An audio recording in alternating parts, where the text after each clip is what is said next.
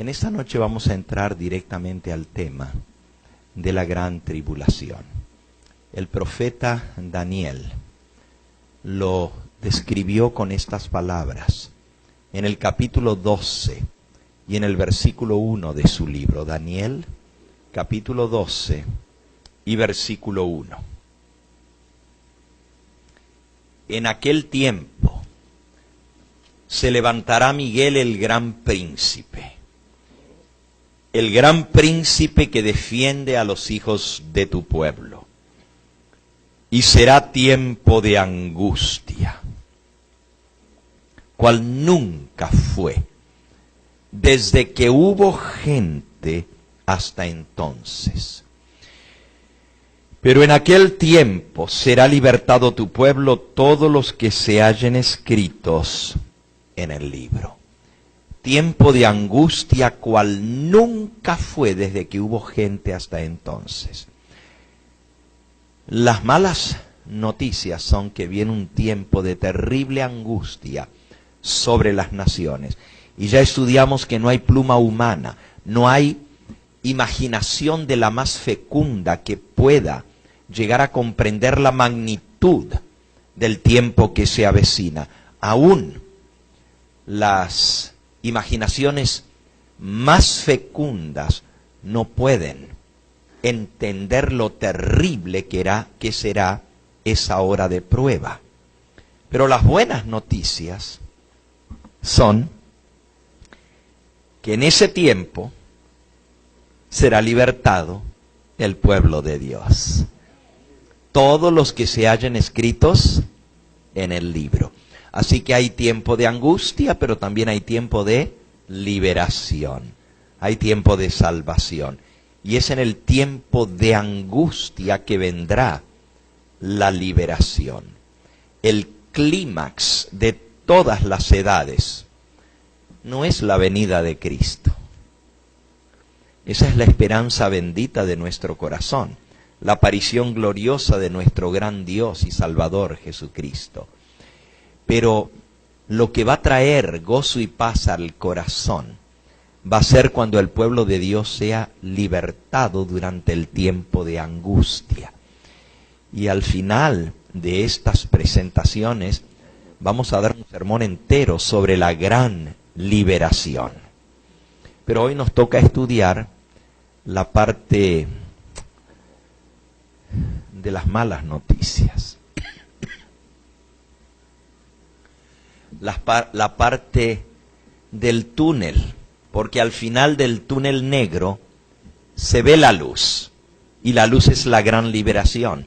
Pero si nosotros no estamos alertados de lo que viene, de ese tiempo de angustia nos va a tomar por sorpresa y no vamos a poder resistirlo.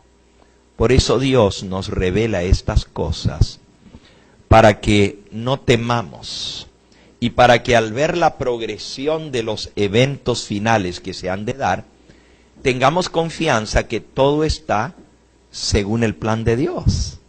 Aún las cosas malas que vendrán sobre esta tierra están bajo la autorización del Todopoderoso. Nos dice la mensajera del Señor en el libro Eventos de los Últimos Días, página 14. Los acontecimientos relacionados con el fin del tiempo de gracia y la preparación para el gran tiempo de angustia han sido presentados con claridad. Pero hay miles de personas que comprenden estas importantes verdades de un modo tan incompleto como si nunca hubiesen sido reveladas. Ahora, no es la culpa de Dios que el pueblo no esté preparado y no comprenda estas cosas, porque Él lo ha revelado claramente. Es nuestra negligencia, nuestra somnolencia espiritual, es nuestra falta de interés por quemarnos las pestañas y estudiar su palabra, A veces queremos que nos traigan la bandeja servida. Que venga un pastor de lejos y nos diga esto va a ser así, así, así, así. Ay, qué bonito, que ya me lo explicaron todo. Pero Dios quiere que tengamos la experiencia de escudriñar por nosotros mismos su palabra y descubrir estas preciosas verdades que traen ánimo, que traen fortaleza para ese tiempo de angustia. Y es esa experiencia en ir probando a Dios paso a paso lo que nos preparará para la gran prueba final que se avecina. Son esas pruebas de todos los días, algunas más grandes que otras, las que nos ayudan a confiar en Dios. Y al ver que Él responde las oraciones, al ver que Él es fiel, porque dice la Escritura que Él no permitirá que seamos tentados o probados más de lo que podamos soportar. Y junto con la prueba va a dar también, ¿qué? La salida para que podamos resistir. Entonces, al ver la mano de Dios respondiendo nuestras oraciones, se afirma nuestra fe. Y las pruebas que ahora nos parecen exorbitantes, que no podemos soportarlas, cuando Dios levanta la nube y vemos la claridad y vemos que Dios fue fiel y que Él no nos dejó sucumbir bajo la carga tan pesada, nos va a dar fuerza para que cuando venga la madre de todas las pruebas podamos soportar. Por eso el apóstol Santiago dice en el capítulo 1, Santiago capítulo 1, versículo 2. Hermanos míos, tened por sumo gozo cuando os halléis en diversas pruebas. ¡Wow! ¿Ustedes saben lo que es esto? ¿Qué está diciendo? ¿Cómo hay que estar cuando vienen las pruebas? ¿Cómo? No dice con gozo. ¿Qué dice? Sumo gozo. Ahora, ¿quién es el que se pone súper contento cuando le viene la prueba? Los mexicanos dicen nos agüitamos. Nos podemos poner cabizbajos, deprimidos. Pensamos, Señor, ¿por qué estas pruebas me vienen a mí? ¿Por qué tan duro? Tened por sumo gozo cuando os halléis en diversas pruebas, sabiendo que la prueba de vuestra fe produce paciencia. Aquí está la paciencia de los santos, los que guardan los mandamientos de Dios y la fe de Jesús. Pero para tener la paciencia de los santos, solo se desarrolla mediante la prueba de nuestra fe. Y el Señor permite la prueba para que desarrollemos paciencia. Y el versículo 4 dice, mas tenga la paciencia su obra completa.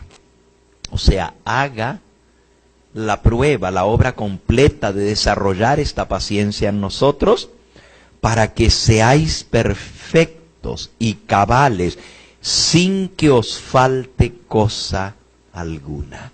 Alabado sea el nombre de Dios. Él permite que nosotros pasemos por las pruebas y tribulaciones para que se desarrolle nuestra fe. ¿Cómo vamos a ejercitar nuestra fe si no tenemos la prueba? ¿Cómo se purifica el oro si no al fuego? Y si no pasamos por el fuego de la prueba, no podemos ser limpiados de la escoria. La única manera, y Dios la permite, pero la promesa del Señor es que Él no permitirá que la prueba sea más de lo que podamos soportar. Fíjense cómo dice el versículo. Primera de Corintios, capítulo 10 y versículo 13. Hermanos, no os ha sobrevenido ninguna tentación que no sea humana. pero fiel es Dios. ¿Cómo es Dios? Alabado sea su nombre. Dios es fiel. Eso quiere decir que Él no falla. ¿Y en qué es fiel Dios? Que no os dejará ser tentados más de lo que podéis resistir, sino que también dará juntamente con la prueba la salida para que podáis soportar. Así que confiemos en Él, desarrollemos la fe. Con cada victoria lograda, nuestra fe se acrecenta, para que cuando venga la gran tribulación, no desmayemos, podamos soportar. El Señor Jesús habla de la gran tribulación con palabras muy similares a la del profeta Daniel. En San Mateo, en el capítulo 24, Mateo capítulo 24, Él dice en el versículo 21, porque habrá entonces gran tribulación, cual no lo ha habido desde el principio del mundo hasta ahora, ni lo habrá. Muy parecido a lo que dice Daniel, ¿verdad? Daniel dice, va a ser tiempo de angustia como no hubo desde que hubo gente hasta entonces. Y Jesús se hace eco de esas palabras del profeta Daniel y dice, una tribulación tan grande como no lo ha habido desde el comienzo del mundo. Y eso incluye el diluvio, ¿eh? Eso incluye el diluvio, donde casi la totalidad de la raza humana fue exterminada. Pero si aquí dice que no ha habido tribulación tan grande desde el principio del mundo, ni la va a volver a ver, entonces va a superar la destrucción del diluvio. Usted dice, ¿pero cómo? Tanto así, dice el versículo 22, que si aquellos días no fuesen acortados, los días de tribulación, nadie sería salvo. No se salvaría uno. ¿Cuántos se salvaron en el diluvio? 8 personas. Pero esto va a ser tan terrible que si el Señor no acorta esos días, no se salvaría ni uno. La raza humana sería exterminada. Mas por causa de los escogidos, aquellos días serán acortados. Por cierto, si habla de que los días de tribulación van a ser acortados, quiere decir que hay un periodo señalado para la tribulación.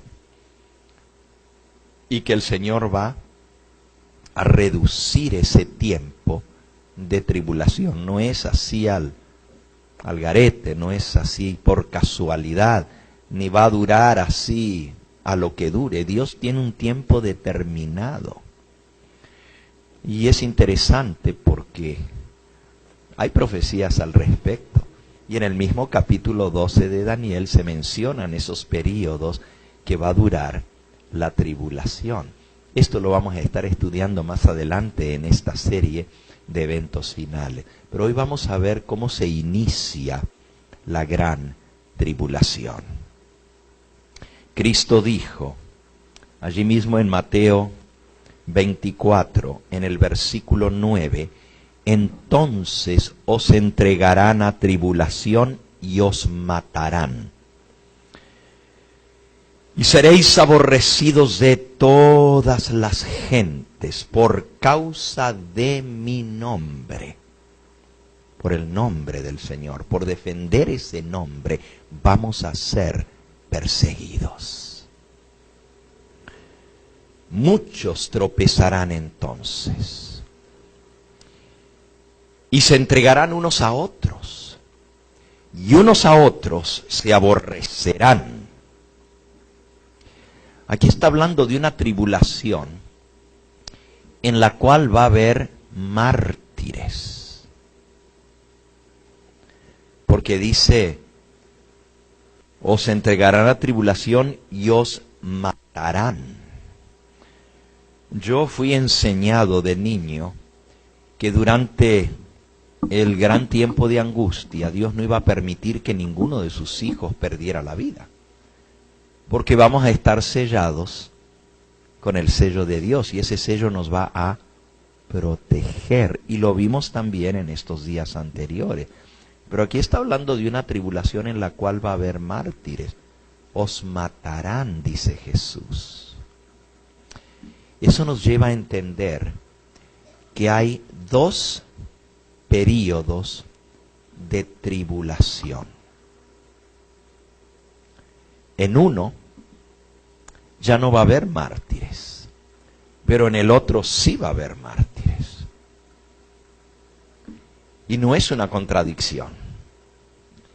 La palabra de Dios nos enseña de dos periodos de tribulación. Aquí mismo en Mateo, en el versículo 9, dice: entonces os entregarán a tribulación y os matarán. Pero luego en el versículo 21, que ya leímos, dice: porque habrá entonces gran tribulación. Esta segunda mención de la tribulación le llama la gran tribulación. La primera dice: os entregarán a tribulación. Por cierto, la mensajera del Señor para el pueblo adventista, Elena de White, en el libro Eventos de los Últimos Días, tiene 2 capítulos dedicados al tema de la tribulación. Y están separados esos 2 capítulos por varios capítulos entre medio. El capítulo 10 de Eventos de los Últimos Días se titula El pequeño tiempo de angustia. Y el capítulo 16 del libro Eventos el 17 de Eventos de los Últimos Días se titula El gran tiempo de angustia. Fíjense la diferencia. Al primero se le llama el pequeño tiempo de angustia y el segundo se le llama el gran tiempo de angustia. Y las expresiones son bíblicas también. Miren qué interesante la cita en la página 147 de Eventos de los Últimos Días.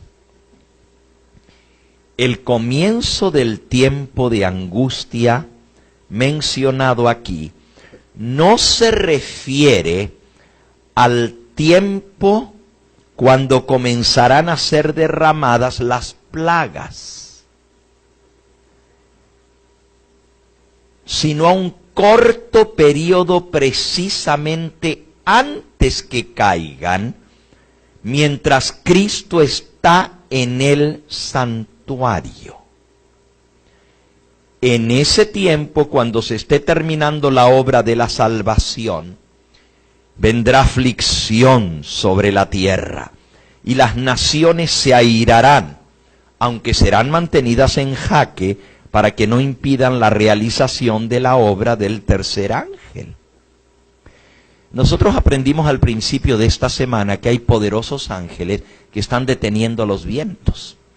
Pero el Señor les va a decir: suelten los vientos. Pero aún así,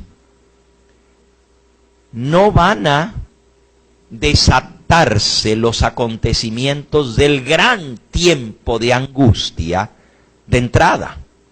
Primero viene un pequeño tiempo de angustia previo, cuando todavía Cristo está en el santuario celestial intercediendo por su pueblo, cuando todavía hay oportunidad de salvación.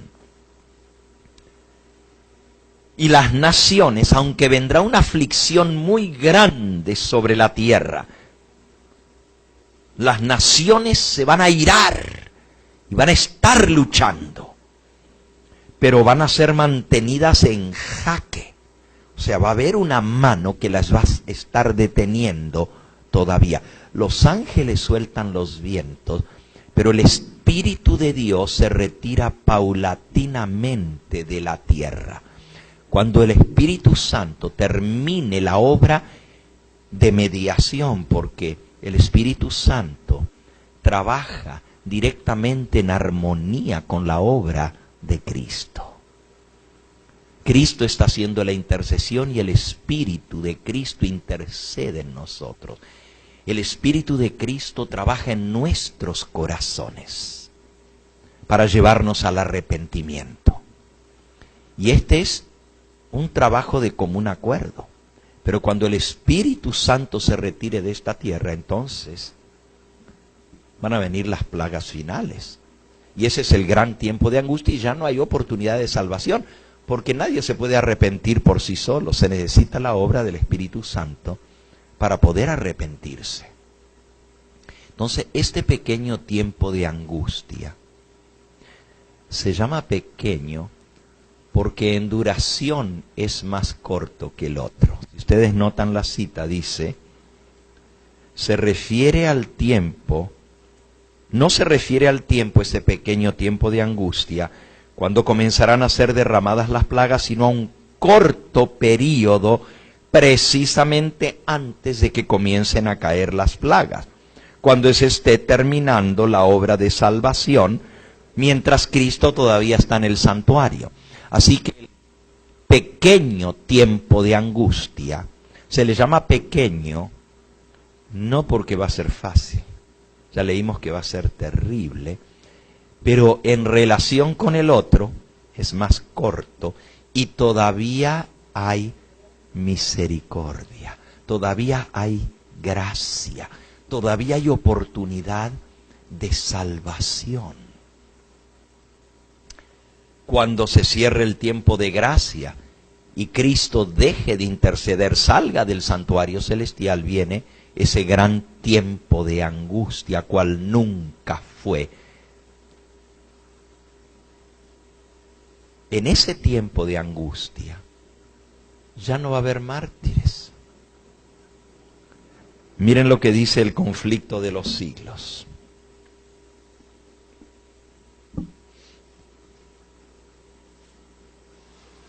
En el capítulo El gran tiempo de angustia. El tiempo de angustia, página 692.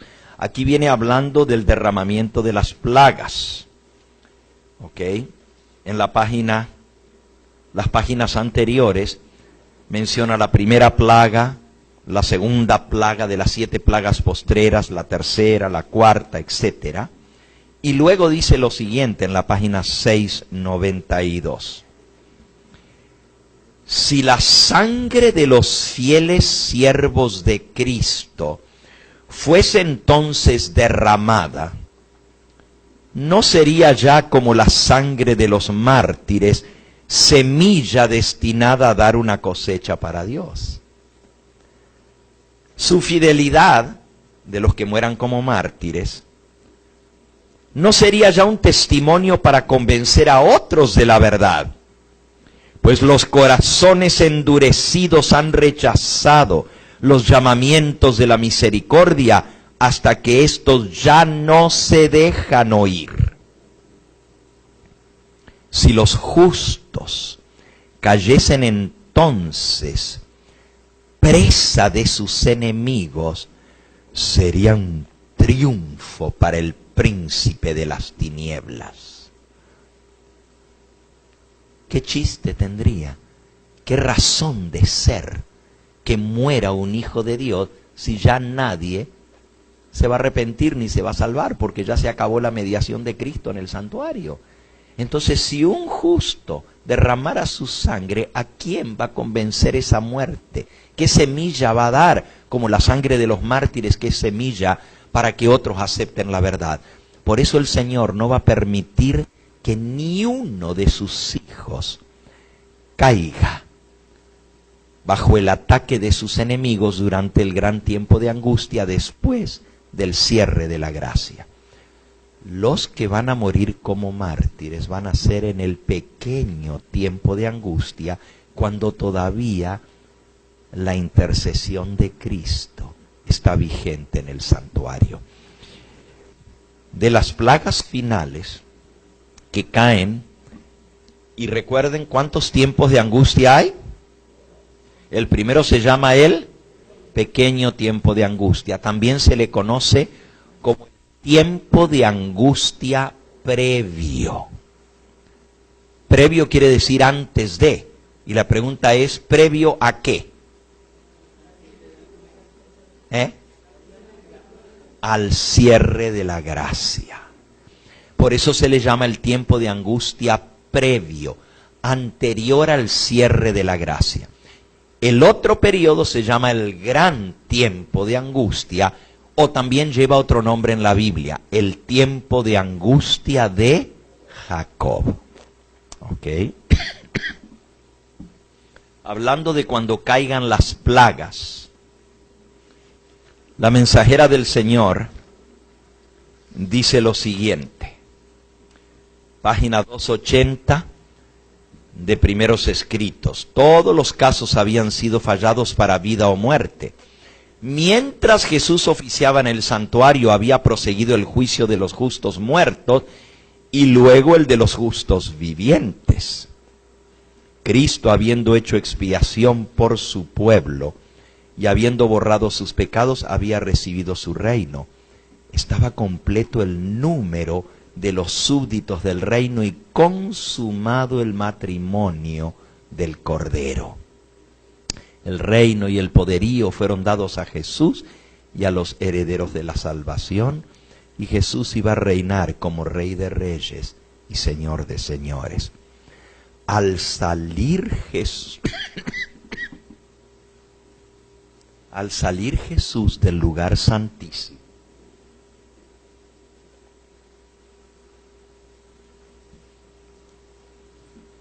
oí el tintineo de las campanillas de su túnica. Una tenebrosa nube cubrió entonces a los habitantes de la tierra. Ya no había mediador entre el hombre culpable y un Dios ofendido. Mientras Jesús estuvo interpuesto entre Dios y el pecador, tuvo la gente un freno. Pero cuando Jesús dejó de estar entre el hombre y el Padre, desapareció el freno y Satanás tuvo completo dominio sobre los finalmente impenitentes. Era imposible que fuesen derramadas las plagas postreras mientras Jesús oficiase en el santuario. Pero al terminar su obra allí y cesar su intercesión, nada detiene ya la ira de Dios, que cae furiosamente sobre la desamparada cabeza del culpable pecador que descuidó la salvación y aborreció las reprensiones. En aquel terrible momento, después de cesar la mediación de Jesús, a los santos les toca vivir sin intercesor en la presencia del Dios Santo. Así que hay dos tiempos de angustia. No pueden caer las plagas postreras mientras Jesús está en el santuario. Quiere decir que ese tiempo de angustia previo todavía Jesús está mediando. Ahora vean qué interesante. En Apocalipsis, capítulo 15, está el cierre de la gracia. En Apocalipsis, capítulo 14, está el mensaje de los tres ángeles, que debe ser dado a toda nación, tribu, lengua y pueblo. Cuando ese mensaje haga su obra y cada persona haya tomado una decisión en favor o en contra del mensaje de Dios, finalmente Jesús va a decir: Padre, ya no hay nadie más a quien salvar. Todos los que quisieron ser salvos ya aceptaron el mensaje. Y todos los demás endurecieron su corazón, están empedernidos como una roca. Nada les hace desistir ya. No hay nada más que hacer. Y el Padre le dice al Hijo: consumado es. Y el Hijo exclama: se acabó. Y entonces se retira del santuario. Y nadie puede entrar al santuario mientras están derramando las plagas postreras. Eso está en Apocalipsis, capítulo 15. Apocalipsis capítulo 15.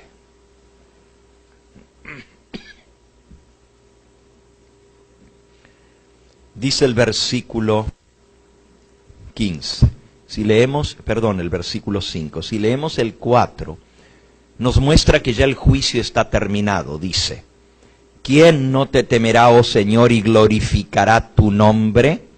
Pues solo tú eres santo, por lo cual todas las naciones vendrán y te adorarán, porque tus juicios se han manifestado. Tus juicios han quedado claros, al descubierto, han quedado aclarados, manifestados.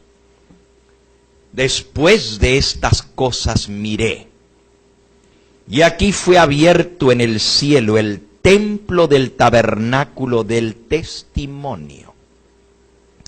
Y del templo salieron los 7 ángeles que tenían las 7 plagas, vestidos de lino fino, limpio y resplandeciente, y ceñidos alrededor del pecho con cintos de oro. Y uno de los 4 seres vivientes dio a los 7 ángeles 7 copas de oro, llenas de la ira de Dios que vive por los siglos de los siglos.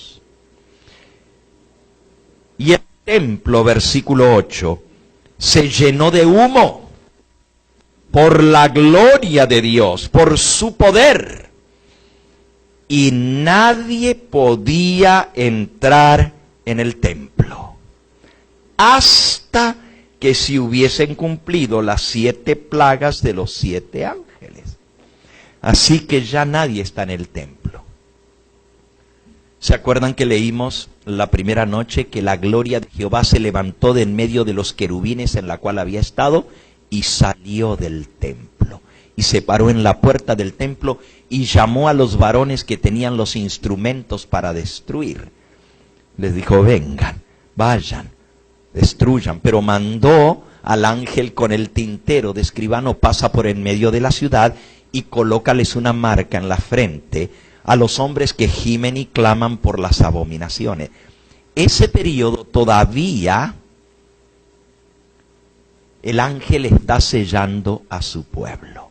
Pero cuando el ángel regresa y dice, y Elena de White lo describe aquí, en el capítulo de Primeros Escritos, titulado La terminación del mensaje del tercer ángel. Dice: se me señaló la época en que terminaría el mensaje del tercer ángel. El poder de Dios había asistido a sus hijos, quienes después de cumplir su obra estaban preparados para sobrellevar la hora de prueba que les aguardaba. Habían recibido la lluvia tardía o refrigerio de la presencia del Señor, y se había reavivado el viviente testimonio. Por todas partes había cundido la postrera gran amonestación, agitando y enfureciendo a los moradores de la tierra que no habían querido recibir el mensaje. Vi ángeles que iban y venían del uno al otro lado del cielo. Un ángel con tintero de escribano en la cintura regresó de la tierra y comunicó a Jesús que había cumplido su encargo, quedando sellados y numerados los santos. Vi entonces que Jesús, quien había estado oficiando ante el arca de los 10 mandamientos, dejó caer el incensario y alzando las manos exclamó en alta voz: consumado es. Y toda la hueste angélica se quitó sus coronas cuando Jesús hizo esta solemne declaración: el que es injusto, sea injusto todavía, y el que es inmundo, sea inmundo todavía. El que es justo, practique la justicia todavía, y el que es santo, santifíquese todavía. Todos los casos habían sido fallados para vida o muerte. Estaba completo el número de los súbditos del reino. Así que al terminar la obra, ahora Dios da la orden a los ángeles: id, matad, no perdone vuestro ojo, no tengáis misericordia.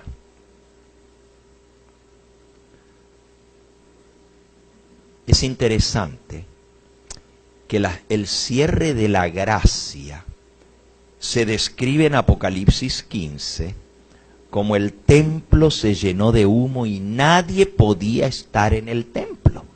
Y si nadie está en el templo, la gloria de Jehová se levantó de en medio de los querubines y salió del templo. Y Jesucristo, el mediador, sale del templo, y aquí lo sigue explicando en esa misma visión, se quita las vestiduras de intercesor, de sumo sacerdote, y se coloca las vestiduras reales, las vestiduras de venganza. Y sale para castigar a la tierra. Nadie está ya en el templo, ni ángeles, nadie podía entrar al templo hasta que se cumpliesen las 7 plagas postreras. Apocalipsis 15:1. Vi en el cielo otra señal grande y admirable, 7 ángeles que tenían las 7 plagas postreras, porque en ellas se consumaba la ira de Dios. ¿Cómo le llama aquí a las plagas estas? Las 7 plagas, ¿qué? Postreras. ¿Qué quiere decir postreras? Posteriores o últimas. Las últimas 7 plagas. La lógica nos dice que si la Biblia le llama 7 plagas postreras, tiene que haber plagas primeras. Porque no puede haber 7 plagas postreras si no hay otras primeras, si no sería solamente las 7 plagas. Pero aquí les llama 7 plagas postreras. Apocalipsis capítulo 21, versículo 9. Vino a mí uno de los 7 ángeles que tenían las 7 copas llenas de las 7 plagas postreras. Y ya nosotros vimos, volviendo otra vez al capítulo 15, el último versículo decía que los 7 ángeles le reciben la orden de salir. Y le da uno de los 4 seres vivientes a los 7 ángeles, eso Apocalipsis 14:7, 7 copas de oro llenas de la ira de Dios, que son las 7 plagas postreras. Por cierto, Juan vio cómo se abría el templo en el cielo, y vio que se abría el tabernáculo del testimonio. ¿Qué es el tabernáculo del testimonio? ¿Qué es el testimonio? Si ustedes van al libro de Deuteronomio, descubren que el testimonio son los 10 mandamientos. Dios le dijo, colocad las tablas del testimonio dentro del arca y sirvan por testigo, por testimonio contra vosotros. Las tablas de los mandamientos de Dios son el testimonio. Por eso al arca de oro, o la urna o cofre de oro, donde están los 10 mandamientos, se le llama el arca del testimonio. El arca del testimonio. Lo podemos leer en Apocalipsis 11, versículo 19. Y el templo de Dios fue abierto en el cielo, y el arca de su testimonio se veía en el templo. El arca del pacto o el arca del testimonio estaba en el templo. Si Apocalipsis 15:5 dice que Juan vio cómo se abría el templo, y en el templo que está en el cielo, él vio cómo se abría el tabernáculo del testimonio. En otras palabras, Juan vio cómo se abría la puerta del santuario, del lugar santísimo. Pero esta vez no es para que Cristo entre allí. Ahora es para qué? Para salir. Ya nosotros estudiamos anoche sobre la puerta abierta y que nadie puede cerrar. y la puerta cerrada que nadie puede abrir. Pero cuando Jesús sale del lugar santísimo, no solamente abre la puerta del lugar santo, del lugar santísimo, también la puerta del lugar santo, porque tiene que pasar por el lugar santo para salir.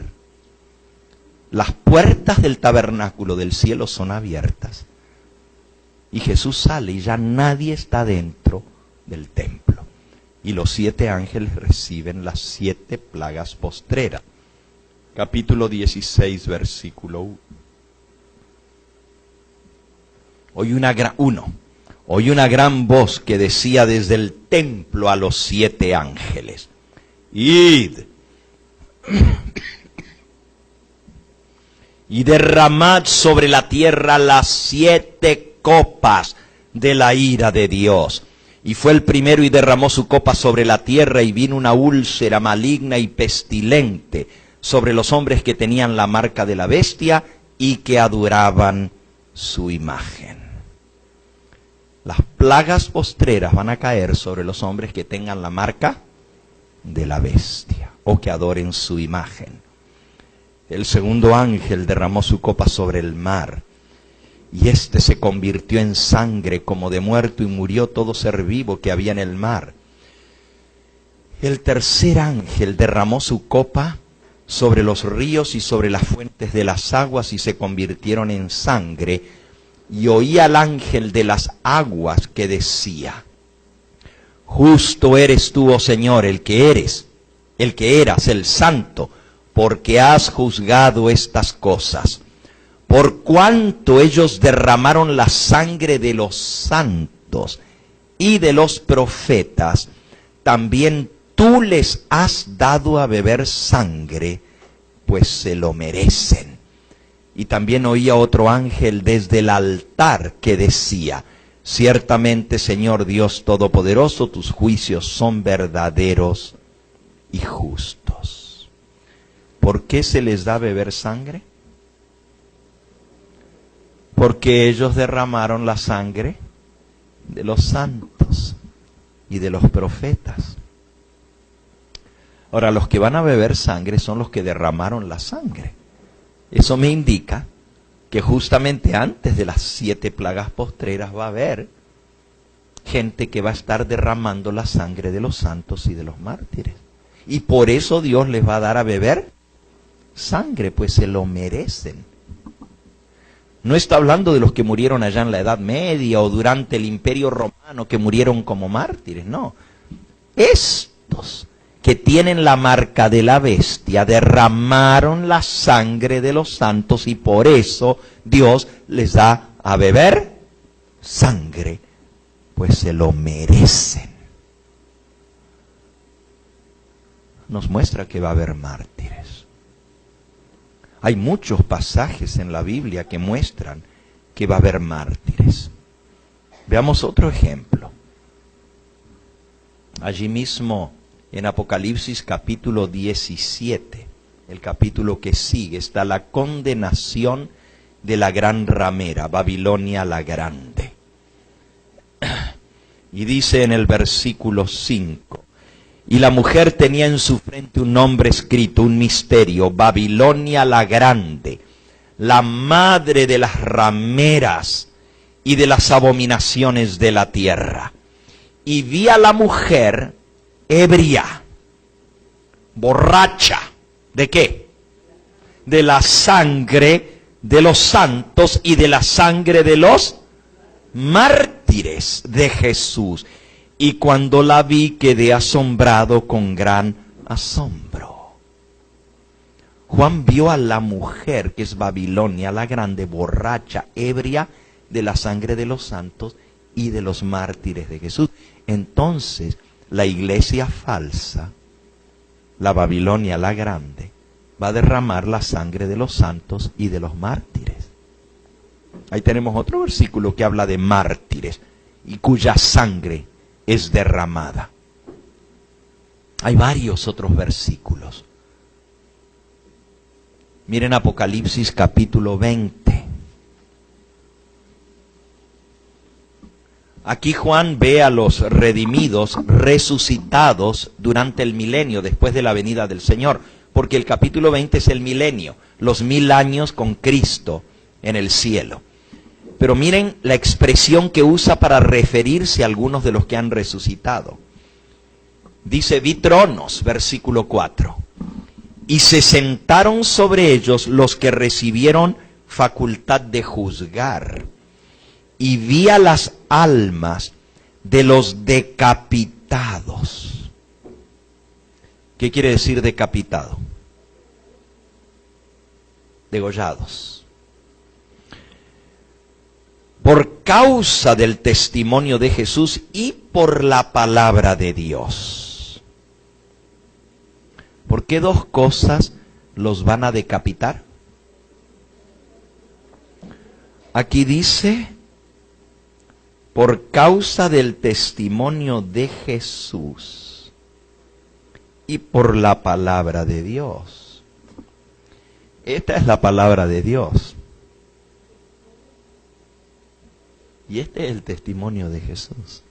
Porque el testimonio de Jesús es el espíritu de la profecía, Apocalipsis 19:10. Los que van a perder su vida, la van a perder por defender esto y esto. Ya se puede ver que hay muchos que no van a morir como mártires, porque esto no lo defienden. Pero los que van a morir como mártires van a morir por la palabra de Dios y por el testimonio de Jesucristo. Y termina diciendo el versículo 4, los que no habían adorado a la bestia ni a su imagen, ni recibieron la marca en sus frentes ni en sus manos. Estos vivieron y reinaron con Cristo 1000 años. Por no haber adorado a la bestia ni a su imagen y no haber recibido la marca en su frente, por haber defendido la palabra de Dios y el testimonio de Jesucristo, por haberse aferrado a lo que esto dice, van a ser decapitados. Aquí no está hablando de los mártires de la Edad Media. Hay mucha gente que murió por no haber adorado a la bestia durante la Edad Media. La bestia es el poder papal que reinó por 1260 años durante el tiempo de oscurantismo, que recibió una herida mortal, y la herida mortal fue sanada, y la tierra entera se maravilló en pos de la bestia. En el resto de estos temas vamos a estudiar Apocalipsis 13. Y vamos a estudiar solo para despertarles el apetito. Vayan a Apocalipsis 13, no lo voy a estudiar ahora, ¿ok? Pero en Apocalipsis 13, dice el versículo 3, hablando de la bestia.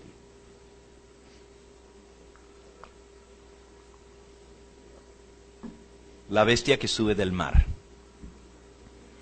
Vi una de sus cabezas como herida de muerte, pero su herida mortal fue sanada, y se maravilló toda la tierra en pos de la bestia, y adoraron al dragón, que había dado autoridad a la bestia.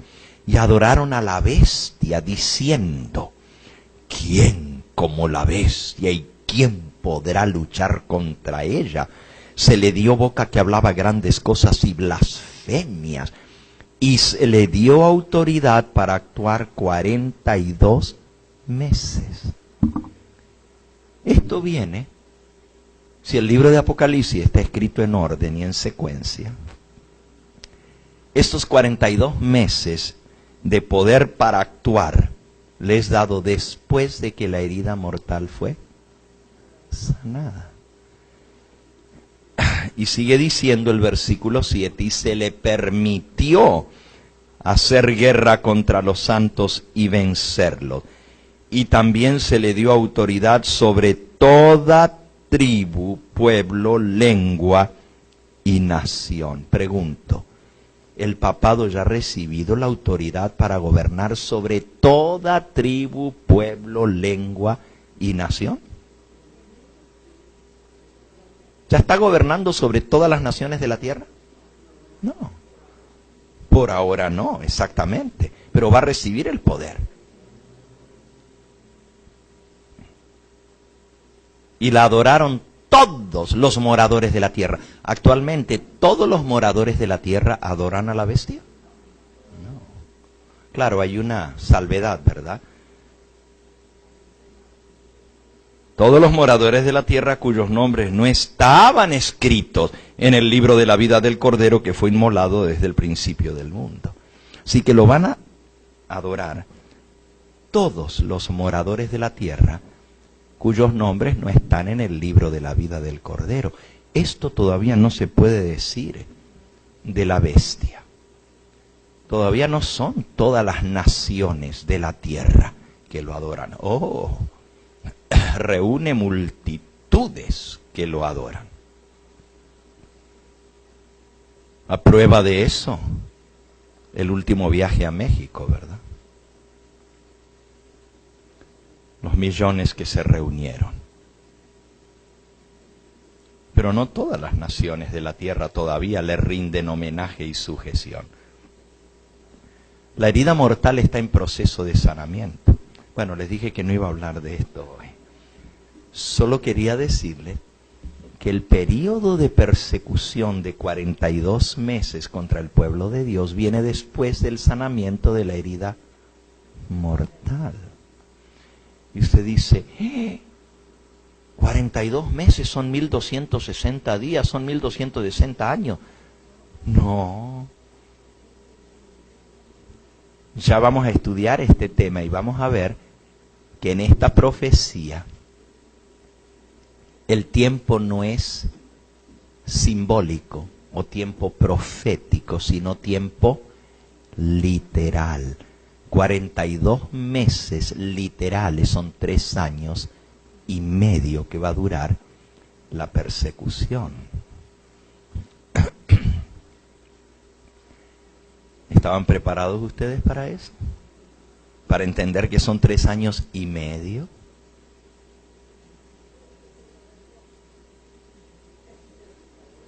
Daniel capítulo 12. Daniel capítulo 12. Todo el capítulo 12 habla de el gran tiempo de angustia, cual nunca fue desde que hubo gente. Ya leímos el versículo 1, pero en ese tiempo de angustia será libertado tu pueblo, todos los que se hallen escritos en el libro. Versículo 4, pero tú, Daniel, cierra las palabras y sella el libro hasta el tiempo del fin. Muchos correrán de aquí para allá y la ciencia se aumentará. Y yo, Daniel, miré, y aquí otros 2 que estaban en pie, el uno a este lado del río, el otro al otro lado del río. Y dijo uno al varón vestido de lino que estaba sobre las aguas del río, ¿cuándo será el fin de estas cosas asombrosas, de estas cosas maravillosas? Y oí al varón vestido de lino que estaba sobre las aguas del río, el cual alzó su diestra y su siniestra al cielo y juró por el que vive por los siglos de los siglos, que será por un tiempo y 2 tiempos y la mitad de un tiempo. Y cuando se acabe la dispersión del pueblo santo, todas las cosas serán cumplidas. Va a haber una dispersión del pueblo de Dios. Van a tener que huir. Vamos a tener que huir. Cristo lo dijo, orad para que vuestra huida no sea en invierno ni en sábado. Las ovejas van a tener que huir, a esconderse entre los montes. ¿Y cuánto tiempo va a durar? Tiempo, tiempos y medio tiempo. Y cuando se acabe la dispersión del pueblo santo, todas estas cosas se habrán cumplido. Bueno, eso era solo para darles una probadita de lo que vamos a estudiar el resto de esta semana. No aquí en Buenos Aires, pero en los demás lugares donde vamos a continuar la serie. Vamos a estudiar Daniel capítulo 12. Pero yo quiero volver ahora al tema de la gran tribulación. Porque la tribulación o la dispersión del pueblo santo va a durar 3 años y medio. Pero la primera parte de ese periodo se llama el pequeño tiempo de angustia y va a haber muchos mártires. La segunda parte de ese periodo va a ser el gran tiempo de angustia. Ya Cristo va a haber salido del santuario y ya no va a haber más mártires. ¿Estamos entendiendo los 2 tiempos de angustia? Vamos a ponerlos en la pantalla en forma de un diagrama, para que podamos entender lo que vamos a ver a continuación. Todo ese periodo se llama el tiempo de angustia o el tiempo de tribulación, también la gran tribulación. Pero ese tiempo de tribulación está dividido en 2 partes. La primera se llama el pequeño tiempo de angustia o tiempo de angustia previo, y la segunda se llama el gran tiempo de angustia. Vamos a ver si lo podemos poner en la pizarra o en la pantalla.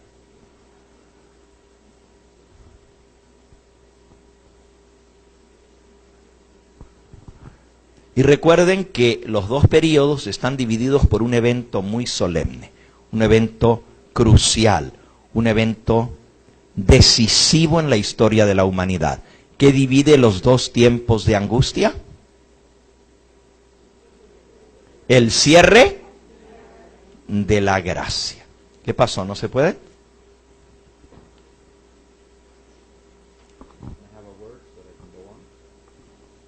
Oh, van a apagar la luz. Ok. Y aquí vamos a ver en el diagrama lo que envuelve el tiempo de angustia previo y lo que envuelve el gran tiempo de angustia. Nosotros ya vimos que después del cierre de la gracia comienzan a caer las 7 plagas postreras. Y ya para entonces el tiempo de gracia se acabó. Ya no hay oportunidad de redención. Ya Cristo salió del santuario y los 7 ángeles derraman las 7 copas de ira. Pero el tiempo previo, que se llama el pequeño tiempo de angustia, a ver si lo podemos ver allí. Fíjense, aquí está la gran tribulación, ocupa todo el periodo. Aquí está el cierre de la gracia, justamente en la mitad de los 2 tiempos de angustia. Recuerden, esto no está dibujado a escala, ¿verdad? Porque el pequeño tiempo de angustia es más corto que el gran tiempo de angustia. Solo que pues aquí, para poderlo poner, lo dividí por la mitad. La primera parte se llama el pequeño tiempo de angustia o también tiempo de angustia previo. Ya vimos que durante este periodo se están sellando los siervos de Dios, ¿sí? Bueno, según la cita que leímos, el pequeño tiempo de angustia es un corto periodo antes del cierre de la gracia. Claro, aquí está dibujado así para que me entre, pero tendría que haberlo hecho más chiquito. Y todavía aquí tiene un asterisco. Juicio de la casa de Dios, los 144,000 sellados. Aquí hay un periodo del juicio del pueblo de Dios. El juicio comienza por la casa de Dios, comienza por el pueblo adventista del 7º día. Y al terminar el juicio de la iglesia, entonces los 144,000 sellados salen a dar el fuerte pregón. Todavía la gracia no está cerrada. Y salen a dar el último mensaje, pero Dios va a acompañar ese mensaje con tremendo poder. ¿Por qué? Porque van a sonar las trompetas. Y eso va a hacer que el mundo entero preste atención, escuche, vea se detenga y diga qué está pasando en el mundo, porque van a ser eventos catastróficos, globales, que van a hacer que el mundo entero tenga que prestar atención. A veces cuando Dios manda una amonestación, la gente no quiere escuchar. Como en los días de Noé. 120 años, predicando y predicando y predicando. ¿Y cuántos se salvaron? 8. Pero cuando vengan juicios, es cuando la gente se acuerda de Dios y lo busca. Y Dios va a permitir que antes que se cierre la gracia vengan algunos eventos impresionantes que van a captar la atención del planeta entero. Y los 144,000 les van a explicar por qué está sucediendo esto. Porque las trompetas anuncian el juicio de Dios y se está realizando el juicio de Dios en el santuario celestial. El juicio de los vivos. El juicio de los muertos terminó con el 6º sello. Pero los 7 ángeles reciben las 7 trompetas para sonarla cuando se abre el 7º sello.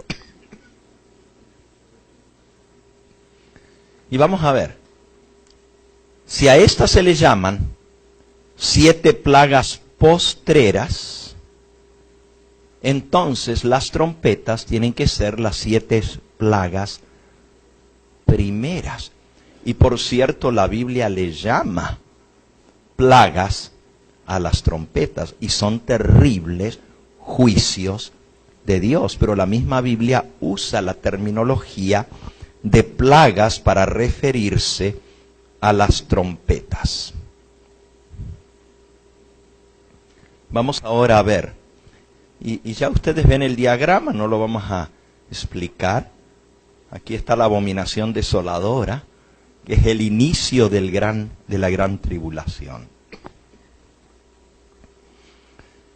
La abominación desoladora de que habló el profeta Daniel es la marca que desencadena todos los eventos finales. ¿Alguno de ustedes sabe a qué se refiere cuando veáis la abominación desoladora de que habló el profeta Daniel? El que lee, entienda, ¿qué quiere decir? Ok, se refiere a una ley que va a ser impuesta, haciendo del domingo el día de reposo obligatorio. Eso lo vamos a hablar más adelante cuando hablemos de la abominación desoladora y de la imposición de la ley dominical.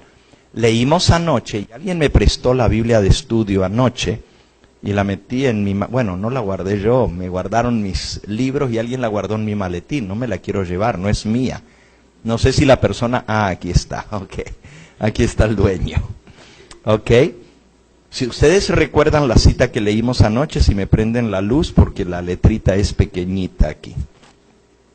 En el comentario de Apocalipsis, capítulo 13, en la Biblia de estudio, dice así: el Señor me ha mostrado claramente, Apocalipsis 13, 14 al 17. El Señor me ha mostrado claramente que la imagen de la bestia será formada antes que termine el tiempo de gracia, porque constituirá la gran prueba para el pueblo de Dios, por medio de la cual se decidirá el destino de cada uno. Esta es la prueba que deberán enfrentar los hijos de Dios antes de ser sellados. Así que antes de que los 144,000 sean sellados, tienen que pasar por la prueba de la imagen de la bestia. Y la imagen de la bestia se forma con la imposición de la ley dominical. Entonces, muchos que andan diciendo que ya comenzó el juicio de los vivos, no han estudiado bien lo que dice la mensajera del Señor. Esta es la prueba por la que deben pasar los hijos de Dios antes de ser sellados. Por eso la abominación desoladora está aquí y luego viene el sellamiento. Esto no quiere decir que va a ser tan cortito, ¿ok? El juicio de la casa de Dios, 144,000 sellados. Y estos ahora salen a dar el fuerte pregón y anunciarle al mundo los juicios.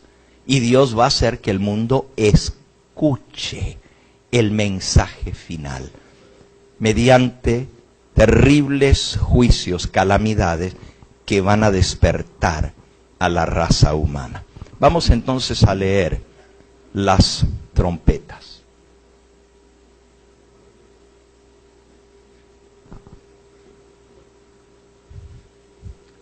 Apocalipsis, capítulo 8. Y ya leímos anoche algunas de las citas donde la mensajera del Señor pone las trompetas, ¿cuándo? ¿En el pasado o en el futuro?